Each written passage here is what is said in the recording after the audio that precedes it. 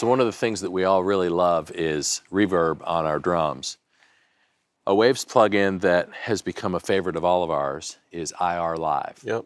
So there was an IR Convolution Reverb that was part of Waves development from long ago, but this is designed just for live because it's super low latency. Yep.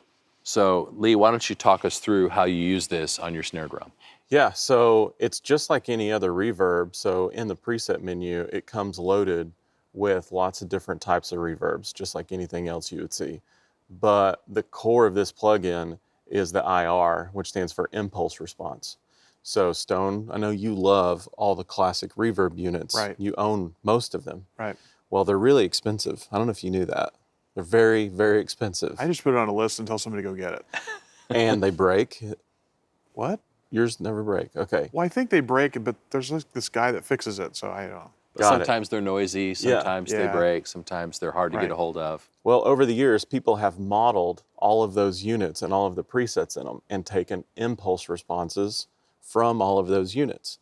And an impulse response is just a wave file Right. that can actually be loaded into this reverb unit, and you can use the IRs from those on your digital console inside a multi-rack.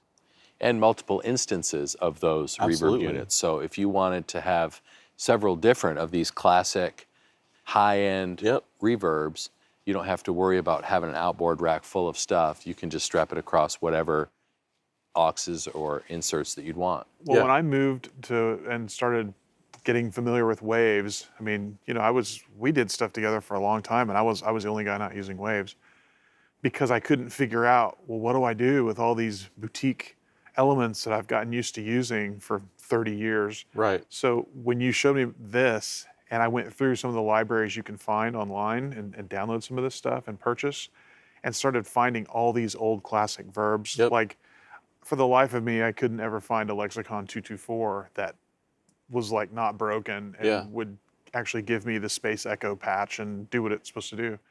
And then I find that it's out there and put it in, and it's the real deal. Yeah. I was a very happy person when And one I of realized your how to use favorites that. is the Bricasti M7. Yeah. So you've got that loaded in here I as do. some of your extras. So why don't we use that as a way to illustrate snare Great. drum reverb? So let me turn the drums on so we can hear this.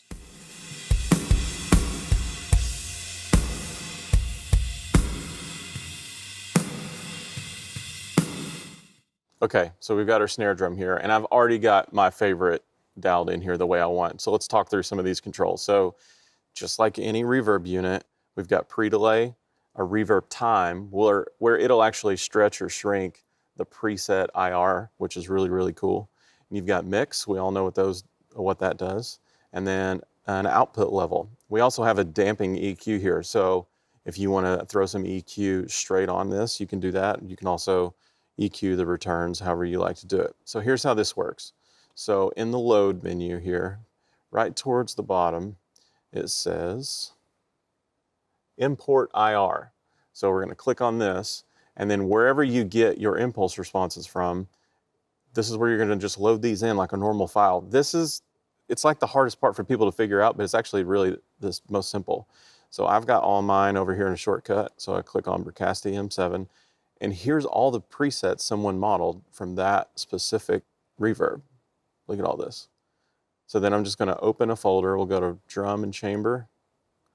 And my console's set up to do a mono, aux, and a stereo return. So I'm going to do mono to stereo, and I'm just going to open.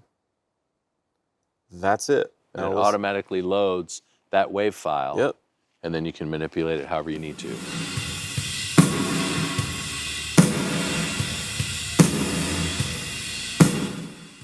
It's really that simple. So let's just go pick another one so we can see it work in real time here. Import. You guys want to pick one out here? Let's see.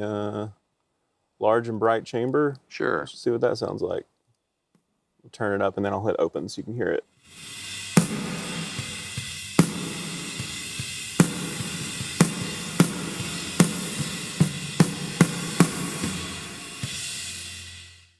So it's really that simple. So we've got a great piece of gear here that you can upload really any IR you want to it. That's great. So the reason you have the dry wet all the way to wet is because you're using it as an aux. Yeah. For guys who are trying to insert it into a channel strip, Yep. you could just adjust the dry wet so that it's less, it's not all the way wet, so you get some of the source signal and the reverb on the same insert channel. Absolutely. It's even got some short gated stuff. Let's just find one of those.